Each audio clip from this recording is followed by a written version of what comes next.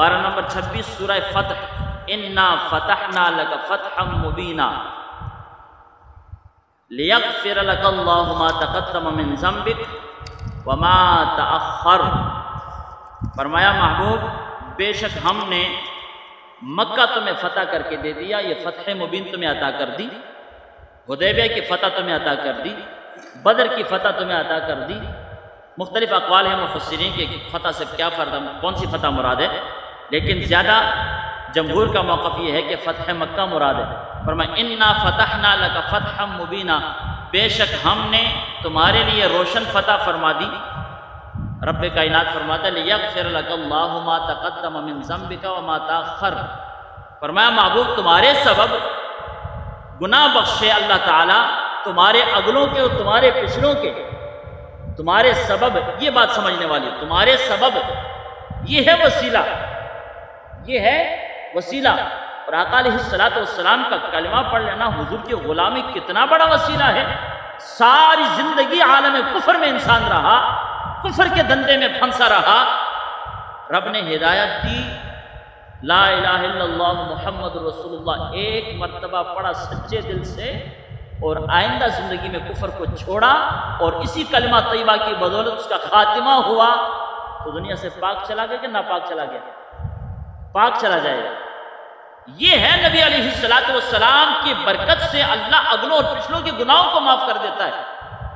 یہ اعلیٰ حضرت کنز الایمان شریف کا ترجمہ اعلیٰ حضرت نے فرمایا، فرماتے ہیں کہ تاکہ تمہارے سبب گناہ بخشے اللہ تعالیٰ تمہارے اگلوں کے اور تمہارے پچھلوں کے۔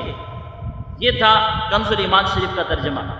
جو اعلیٰ حضرت علیہ الرحمہ نے بارگاہ رسالت مآب صلی اللہ علیہ وسلم کے احترام کو، تعظیم کو، اور آپ کے جو ہے بارگاہ رسالت مآب صلی اللہ علیہ وسلم کے ساتھ عشق و محبت کے تقاضوں کو اعلیٰ حضرت نے پورا فرمایا اور سوچے سمجھے ترجمہ کیا، کیونکہ یہاں گناہ کی نسبت نبی پاک صلی اللہ علیہ وسلم کے طرف کرنا اور حضور علیہ السلام کے حق میں یہ کہنا کہ فتح مبین اس لیے دی تاکہ تمہارے اگلے پچھلے گناہ معاف کر دیے جائیں، یہ تو قیامت تک سمجھ سے بالا تر بات ہے۔ حالانکہ نبی پاک صلی اللہ علیہ وسلم کے غلاموں اللہ وحدہ لا شریک ارشاد فرماتا ہے وَلَوْ أَنَّهُمْ إِذْ ظَلَمُوا أَنفُسَهُمْ جَاءُوكَ فَاسْتَغْفَرُوا اللَّهَ وَاسْتَغْفَرَ لَهُمُ الرَّسُولُ۔ فرمایا محبوب جب کوئی گناہ کر کے اپنی جان پہ ظلم کرے تو وہ تمہارے پاس آ جائے، تمہاری بارگاہ پاک میں آ جائے، اور آ کر وہاں تمہاری دہلیز پہ بیٹھ کر، تمہاری بارگاہ میں آ کر، تمہاری غلامی میں آ کر وہ اللہ سے توبہ کرے، اور اللہ کا رسول بھی اس کے لیے مغفرت مانگے رب سے، تو کیا ہوگا؟ لَوَجَدُوا اللَّهَ تَوَّابًا رَحِيمًا، وہ تمہارے بارگاہ میں آنے والے محبوب ضرور رب العالمین کو توبہ قبول فرمانے والا پائیں گے۔ یعنی کہنے کا مطلب یہ ہے قرآن تو بارگاہ رسالت مآب صلی اللہ علیہ وسلم کی عظمت اور شان یوں بیان فرماتا ہے کہ جو محبوب کے دروازے پہ آئے رب اس کے گناہوں کو معاف کر دیتا ہے، جو محبوب کا وسیلہ پیش کرے رب اس کے گناہوں کو معاف فرما دیتا ہے۔ اور پھر یہ کہنا، یہ بات کیسے درست ہو سکتی ہے کہ تمہارے اگلے پچھلے گناہ، اور یہ بات میں اپنی طرف سے نہیں کہہ رہا، اعلیٰ حضرت کا کنز الایمان شریف کا ترجمہ آپ نے سماعت کیا کہ محبوب تاکہ تمہارے سبب سے تمہارے اگلوں کے اور پچھلوں کے گناہ معاف ہوں۔ لیکن یہ دیکھیں یہی سورہ فتح ہے، آیت نمبر 2 ہے، وہی تفسیر جو حرم کعبہ سے ہر حاجی کو مفت تحفے میں دی جاتی ہے، اور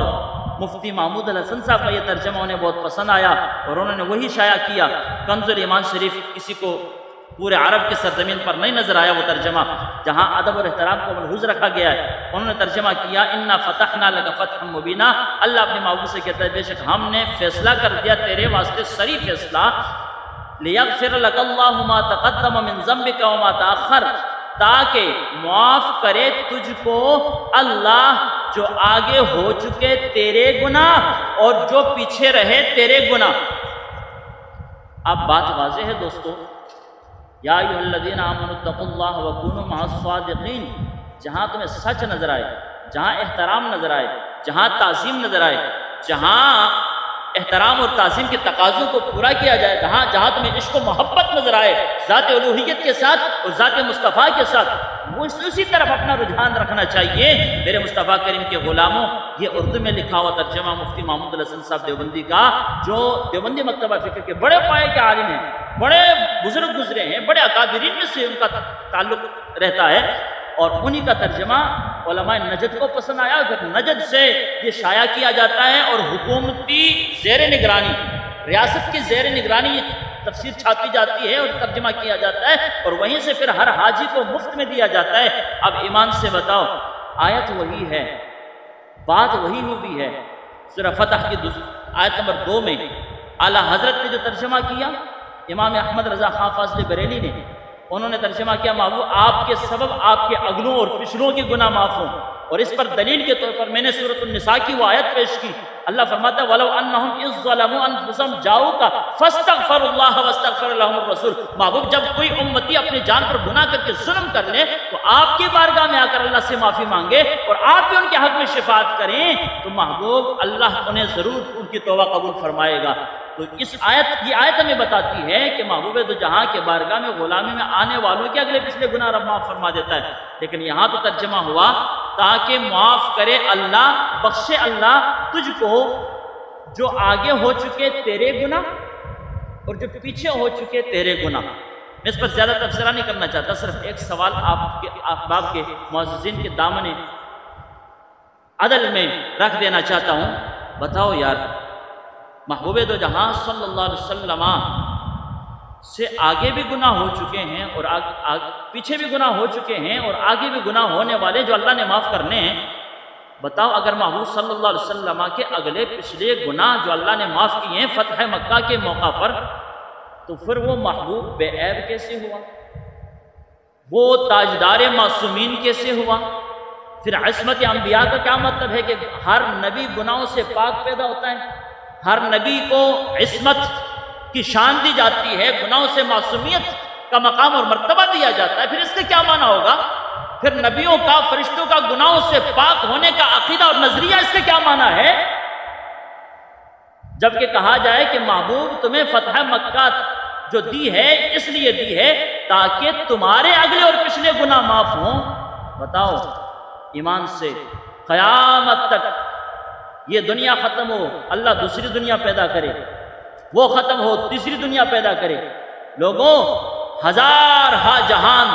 ختم ہو سکتے ہیں لیکن محبوب دو جہاں تو ان کی تو عظمت و شان بلند و بالا ہے۔ حضرت آدم علیہ السلام سے لے کر آپ کی ہستی تک کسی ایک نبی کا صغیرہ گناہ بھی کوئی نہیں بتا سکتا،